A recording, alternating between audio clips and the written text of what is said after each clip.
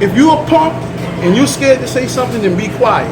But when a man decides to speak on a solid truth, you should let him speak on it and don't criticize him. This is going out to all you black football players, Latino football players, and athletes who criticize that brother for speaking about the killing of unarmed black men and him not standing for the national anthem. If you cannot support him, then be quiet. Had a black Harriet Tubman up, I would have been one of the conductors on the underground. Alright, when you got away from the plantation, if you look like you wanted to go back to the white man, they say Harriet would pull a pistol out on you. I would have had 2 pistols. I would have pulled both of them and cut them on you now all day, Bubba. You ain't going back to the white man. You either gonna be free or we gonna free you right here, big Bubba. You ain't going back.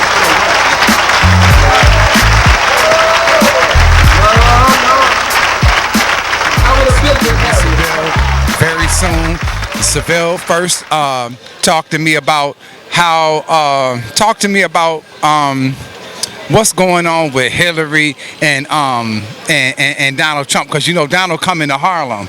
Why is this cracker coming to Harlem to a church? I think he's coming Sunday. To think that he can just talk and say anything after everybody know his heart, everybody know what type of devil that he is. The fact that this cracker, the nerve of this cracker, to think that he can come to Harlem and say anything to black people. First of all, man, peace and black power to the people. You know, Baba has a sense of humor, man, you know what I'm saying? But why would a black church in general allow a cracker like Donald Trump to come in their church in the first place? You know what I'm saying? Why would they even allow that? And they know that he does not like black people. Hillary Clinton does not like black people. I don't care how many black people you see in her camp. I don't care how many black people you see in Donald Trump's camp.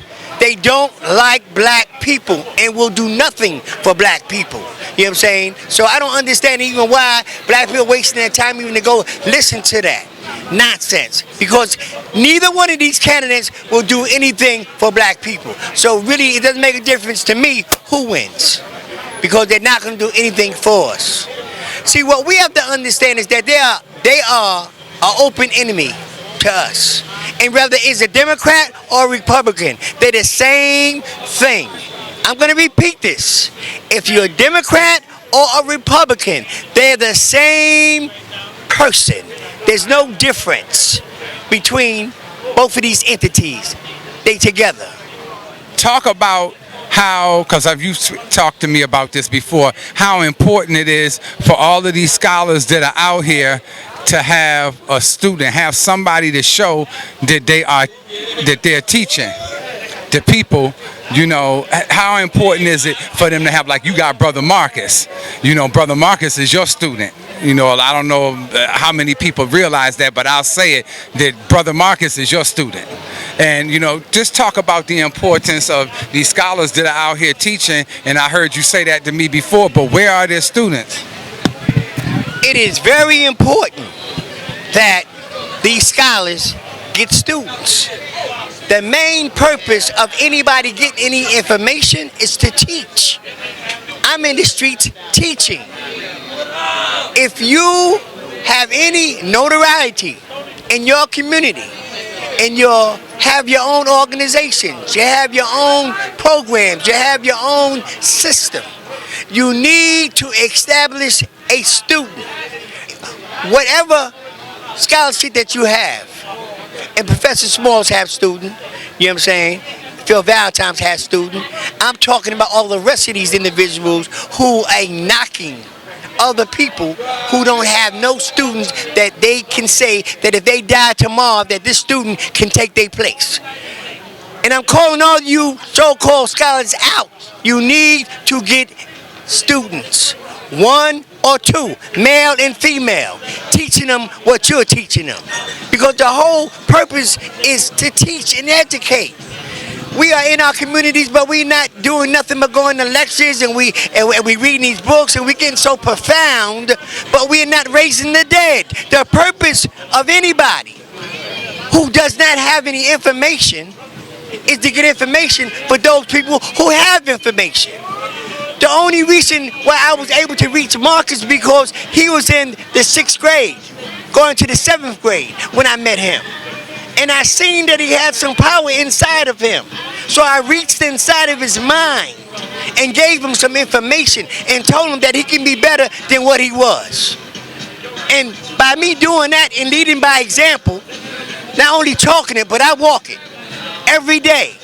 I'm in the streets, in the jungles, gunfire, gangs, Bloods, Crips, Latin Kings, Detas, and other names of gangs. I'm in the core of the ghetto every day, teaching the babies, man, giving them information. So it's very important that any scholar, any of these brothers, and not saying that they don't, but I'm saying that any of these brothers who have scholarship, they need to get students and start teaching them, man. So that there be somebody there laid out where they can say, well, Brother Umar Johnson's not here today. Here's my student to take my place. You know what I'm saying? Anybody who has information need to be teaching, Baba. Anybody needs to be teaching and educating, man. All this information we got about many different topics, but we need to teach. That's the only difference between a civilized man and an uncivilized man. A civilized man teaches and educates all day long. Well, let me say this about economics. It's very important, man, that we learn how to get money. It's very important that we learn how to survive in this cruel and evil world. I have my own business. Making my own money. But in order for me to do that, I have to have black people to support me economically. You know what I'm saying? I'm a vendor on the street. I'm also a youth counselor. I'm also a parenting counselor. I'm also a drug counselor. I'm also a marriage counselor. Have all these degrees up under me. All these things that I do. But people don't know really nothing about me. Yes, I come from the streets. I come from the hard streets. I have not always been in the position, man. I had to go through hell to get where I'm at today. I'm not like the rest of them brothers. I don't know what they did in their life. But I come from the streets. I come from the gutter. You know what I'm saying? I come from the gangs. I come from the drugs. I come from all of that. And changed my life over. And started teaching my babies who they were. And what they had to do to change their lives. Economically, spiritually, morally, and mentally. We have to combine all of these energies to one in order for us to survive in this evil and cruel world. Peace and black power.